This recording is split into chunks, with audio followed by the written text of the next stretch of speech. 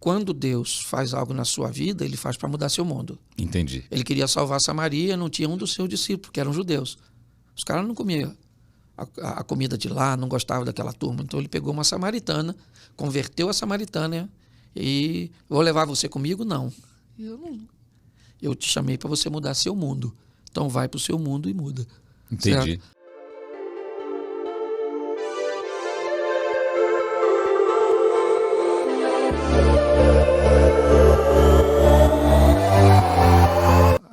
Na Bíblia, um enigma é meio que codificado, ok? Não é tão claro quando, como, mas nós temos algumas informações que nos norteiam, Sim. Tá certo? A Bíblia fala que existem duas vidas, tá certo? A primeira é essa que nós vivemos aqui no corpo, tá certo? A segunda vida é a vida eterna, a vida da alma. Você morre a primeira vez quando o espírito sai do corpo. O sistema elétrico vai embora e aí o espírito volta para Deus, é o que diz a Bíblia, o corpo vai para o pó, porque do pó veio para lá vai. Sim. E aí quem fica? A alma, certo? Como diz um ditado africano, na luta entre os elefantes, quem se lasca é a grama. Então, na verdade, na luta entre o espírito e a carne, o alvo aí é a alma. A segunda morte é quando essa alma se separa de Deus. Ok? Então é isso que nós falamos. No que diz respeito a ir para o céu, não há meritocracia. Então ninguém vai para o céu porque merece ir para o céu. Ah, é? Não. É graça, é um favor que você... O que você faz é lutar com todas as suas forças, ainda que não consiga, certo? Para se afastar ou diminuir o máximo possível, certo? Do que a Bíblia condena como pecado na sua vida. Então você nunca se torna santo. Você simplesmente aceitou o processo de santificação. Entendeu? Entendi. Então o que acontece é que seus pecados começam a ser menores, se eu poderia dizer assim, certo? Porque Sim. quem mente peca do mesmo jeito que quem adultera. É mesmo peso? Ué, não é tudo pecado? Se você parar para pensar, o pecado é a mesma coisa. Pecado, não tem uma balança de pecado? Não tem balança de pecado, tá certo? Porque senão eu posso dizer, beleza, eu não adultero. Aliás, eu acho que esse é um problema que vai dar na fila do inferno. Pessoas se justificando de que foram para lá, mas não foi por motivo tão ruim assim, entendeu? Vai ser aquela... Você está aqui por quê? É isso aí. Não, porque eu adulterei outro. Não, eu só menti, eu contei mentirinha. Exatamente, isso aí. Então não vem falar que nós somos igual, não. Tá certo? Mas o que acontece é o seguinte, não tem meritocracia. Então é graça, é um favor que você não merece. Você só resolveu entrar num processo de santificação, onde a cada dia que passa... você se torna mais parecido com Cristo, diminuindo, né? Ele não cometeu erros e nós vamos diminuindo nossas margens de erros e os intervalos de nossas quedas começam a ser maiores. Nossos delitos são menores e os intervalos são maiores. Entendi. Isso é santificação. É uma purificação. Isso aí. Isso você faz. Ok. Mas o que te faz entrar no céu é o reconhecimento de uma dívida que Cristo pagou por você. Por isso que você precisa da fé. Entendeu? É isso que te faz entrar. Mas é porque tá coligado. Aquele que me serve, certo? É aquele que escuta as minhas palavras, certo? Então você vai aqui. Hoje você vai falar, fulano acha que é perfeito. Eu não acho que sou perfeito. Eu não acho. Agora, tem muita gente que se caminhar comigo vai dizer, pô, o Cláudio peca onde? Certo? Porque eu tô há 32 anos andando com Jesus. Sim. Tá certo? Então, nesses 32 anos, eu tive que ir evoluindo. Certo? Fui espaçando algumas coisas, vai purificando. É como uma água se estivesse passando num grande filtro. Você vai olhar, por exemplo, algumas pessoas fora da minha casa, elas vão me ver num nível de santidade. Meus amigos vão me ver em outro. Minha família vai me ver em outro. Então, hoje, quem é capaz de enxergar meus pecados com mais clareza é quem convive comigo no cotidiano. Então, minha esposa ainda pode falar algumas coisas, mas lá fora pouco se vê, porque ao longo do tempo eu fui me santificando. Entendi. Então, santo eu nunca vou me tornar. Sim. Tá certo? Mas eu vou me santificando, eu vou diminuindo os intervalos dos meus erros e vou também fazendo com que as intensidades desses delitos sejam menores. Entendi, compreendi. Agora, eu gostei de uma frase. Conhecerei como sou conhecido. Olha só, isso é muito profundo isso. É 1 Coríntios, capítulo 13, certo? Agora eu vejo por um espelho um enigma, mas então eu verei face a face e conhecerei como eu sou conhecido. Uau! Entendeu? Então, é essa questão. As pessoas tentam entender aquilo que não é para entender no momento. Se a Bíblia diz que não é para entender, não é para entender. Aliás, até dizem que não... é citado isso na Bíblia, que não pode se falar muito ou pensar sobre a morte? Não fala disso, não tem nada disso. Não tem. Você é capaz, você é livre para questionar, não tem problema. Você pode questionar. Você já questionou Deus? Eu já. Porque tem algumas coisas que às vezes confusas para a gente entender. Você pede sabedoria. Certo? Sim, você tem que, por exemplo, Celso, vamos imaginar a Arca de Noé, aquilo que a maioria é bem básico, né? Os animais grandões vindo, aquela coisa toda, a arca toda compartimentada, cheia de jaulas para prender, mas a Bíblia nunca dizia isso. E ela disse que tinha que ser um casal. E se Noé era um cara tão sábio, ele entenderia que para que botar jaula se eu posso praticamente nivelar todos os carnívoros e herbívoros quando nascem, se eles são mamíferos. Eu coloco todos eles juntos, certo? O que faz com que nenhum ofereça perigo para o outro. Eles comeriam menos, sujariam menos, não precisariam compartimentar, caberiam mais lá dentro. E o milagre que nós precisaríamos é que o leite da búfala, da vaca, amamentasse todos os mamíferos. Tá certo? Que não seria nada difícil para um Deus que é capaz de tirar azeite de uma botija, multiplicar o leite da vaca. Então a gente acaba, sabe? Mas eu já me perguntei muita coisa e ao longo do tempo você vai amadurecendo a sua mente, vai buscando estar mais perto do autor desse livro. Que a melhor maneira de se entender um livro é conversando com o autor. Sim, certo? É verdade. O autor é o Espírito Santo. Então, tem coisas que eu viajo para Israel e pergunto, porque são coisas bíblicas que eu vou aprender o contexto histórico, ok? Cultural. Certo. Eu estive em Israel 2 vezes e no Muro das Lamentações eu fiz as minhas orações e fiz alguns pedidos e o último pedido que eu fiz, assim, eu tenho uma irmã, que é a minha irmã mais velha, que ela é uma fumante compulsiva há muitos anos, assim. Era um atrás do outro, acendia um no outro e era impossível parar de fumar. E eu pedi que desse ânimo para que ela parasse de fumar, que ela tivesse determinação. E quando eu voltei, começamos a conversar com ela e ela parou de fumar. Olha. Eu falei, tem alguma coisa a ver? Não sei, mas eu acho que lá tem uma conexão... não sei se tem isso, né? Você está num local que é mais sagrado, que é onde tudo aconteceu... Tem uma conexão mais forte? Não tem? Na verdade, não. Não tem, não existe? Não, o local mais forte da conexão, não. Tem um local que mais te influencia a se conectar. Ah, entendi. Ok? Então tem local que ele te influencia a essa conexão. Por toda a história, por tudo aquilo que você... Certo? E isso pode ser... Então significa que lá eu estava mais conectado. Exatamente. Aquilo facilitou a sua conexão. Certo? Entendi. Às vezes você pode ir em determinados lugares... e que não tem nada a ver com o ambiente religioso.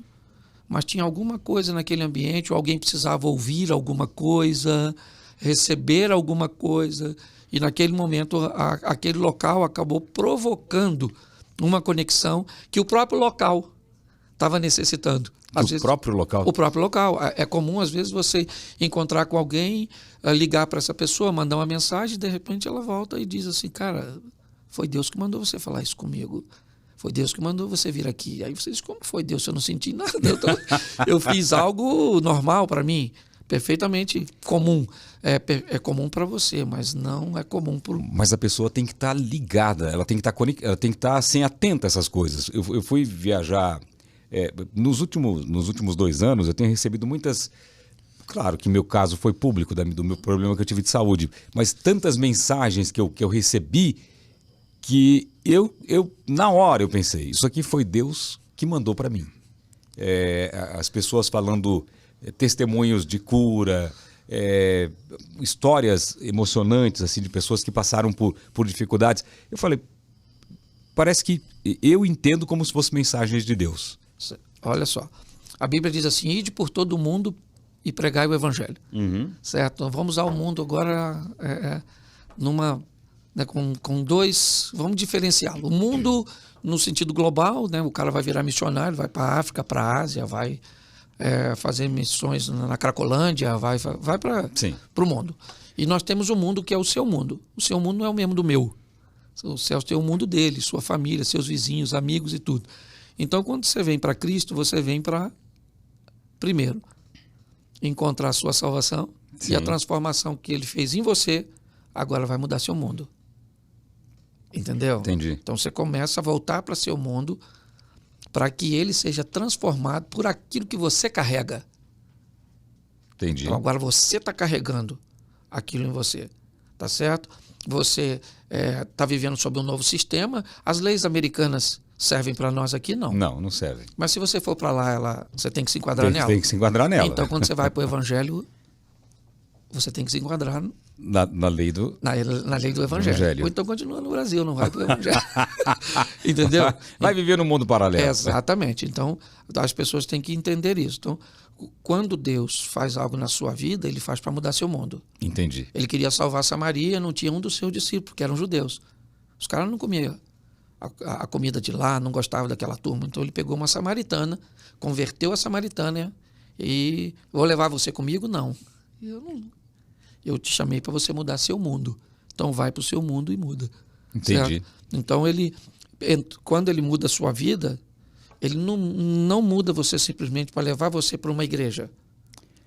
Ele muda você para que você mude seu mundo. Você vai para o seu mundo carregando ele. Ok? Entendi. Então agora você pode ir em determinadas festas, mas todo mundo vai saber que você não faz parte daquele mundo, sistema. Tá certo? Uhum. Então, quando alguém estiver conversando sobre um assunto e você chegou alguém de outro mundo. Certo? Então, quando você chega do outro mundo carregando quem você carrega, você decide se você é termômetro ou termostato. Um termômetro só mede a temperatura do ambiente. Um termostato diz a que temperatura o ambiente vai ficar. Quando o Celso chega, ele diz: não vão falar palavrões, não vão fazer isso. Começa te oferecendo bebida logo no começo. Sim. Certo? Depois de um tempo, não brinca assim com o Celso. Ele não é desse mundo. Quando alguém tem problema nesse mundo, ele vai para o seu. Pô, Celso, cara, como é que... Nossa, eu tô com um problemão aí, cara, no meu casamento. Eu descobri que estava doente ali assim, fiquei desempregado. Aí ele sai do mundo dele e vem visitar o seu. Entendeu? Entendi. É assim que funciona, porque a sua função é mudar seu mundo. Hoje as pessoas não entendem isso, né? O cara se converte, quer tirar o cara do mundo dele e enfiar dentro da igreja. Quem muda lá? É verdade. Só que nem todo mundo está preparado para mudar lá, Celso. Também é uma faca de... Certo? Senão o cara começa a ir para lá e não traz ninguém para cá e acaba indo para lá de novo. Certo? Não é para todo... Vira termômetro. Exatamente. Não é para todo mundo. Mas é importante nós entendermos que quando você carrega isso em você, certo? Você vai para mudar seu mundo, cara. Já era. Entendi. Não ter... A sua família era religiosa? Não, eu sou basicamente o primeiro pastor. Eu tenho um primo mais novo que eu que se tornou pastor. Mas não, eu não tive ninguém religioso. E você não cresceu com seus pais, né? Não, me converti com 22 anos. 22 anos. Como começou a sua história religiosa? Com um problema espiritual. Eu tive um problema espiritual com a minha namorada, tá certo? E quando eu vi que ela tinha alguns transtornos, certo? Uma prima, que era religiosa, ela falou: Cláudio, leva essa menina para a igreja. E eu levamos para a igreja, ali nós nos envolvemos e... Ela já havia pertencido a uma comunidade de fé, tinha se afastado e eu nunca tinha feito parte. Então ela retornou e eu recebi a Cristo em 92. Em 92 e dali para frente, meu irmão. Aí... Se apaixonou por Cristo? Sim, por Cristo, por pessoas. Aí... Mas assim, como que você sentiu que você ali era o seu lugar e falou... caiu a ficha, você pastor, vou seguir isso ou não? Não. Você continuou fazendo suas coisas, vivendo Sim, no seu mundo? Exatamente. Isso aí. Eu continuei vivendo naquele mundinho, que era o meu mundo. Tá certo? Então, meu cunhado, que não era cristão, ele foi para Cristo, tá certo? Então, aquele mundo que estava ao meu redor, ele começou a ver as nossas mudanças e começou se a chegar. Essa magnitude é que foi com o tempo. Certas coisas foram crescendo, crescendo, e eu fui ali me apaixonando pela Bíblia. Porque o segredo é a palavra, é ela que... É o manual da vida. Isso. O segredo, isso não interessa se você é crente, se você não interessa. O cara é espírita, o cara é católico, o cara pode ser o que for, ô Celso. A Bíblia é um livro extraordinário, certo? Que vai te ensinar, primeiro, a se relacionar com pessoas. Sim. Segundo, se relacionar com você mesmo. E depois se relacionar com Deus. Tá certo? Então, o relacionamento mais desafiador de pessoas, porque ele é a base, tá Sim. certo? Ele te ajuda a se relacionar com você mesmo e com Deus. Então, a pessoa feliz é aquela que aprendeu a lidar com os outros, espere pouco dos outros, nada de você e tudo de Deus. E provavelmente você não vai se decepcionar nunca. Como que é? Espere...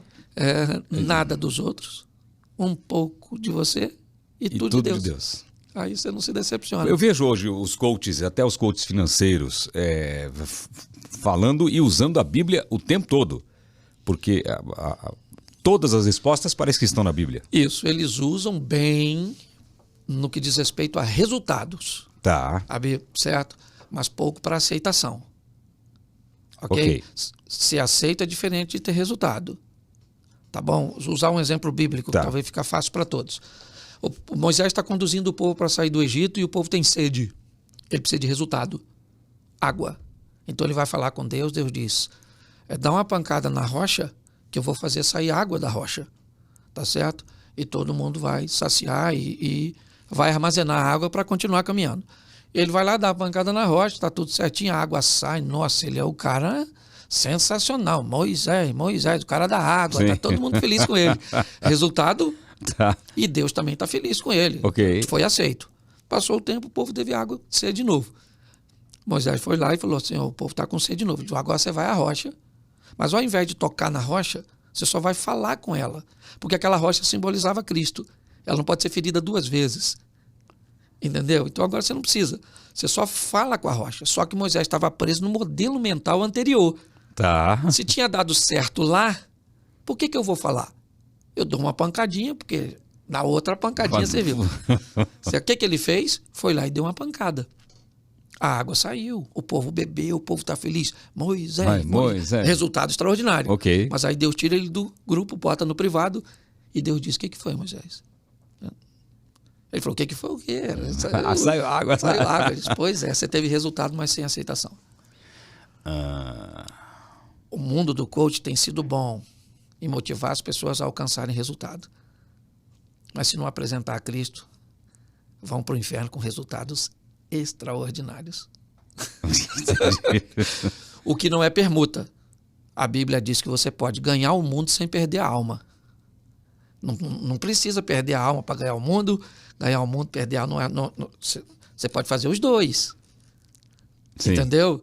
Porque tem gente que acha, então quer dizer que eu preciso de Cristo para ganhar o mundo? Claro que não. Você precisa de disciplina, foco. Você precisa de estudar. Você precisa de uma série de coisas.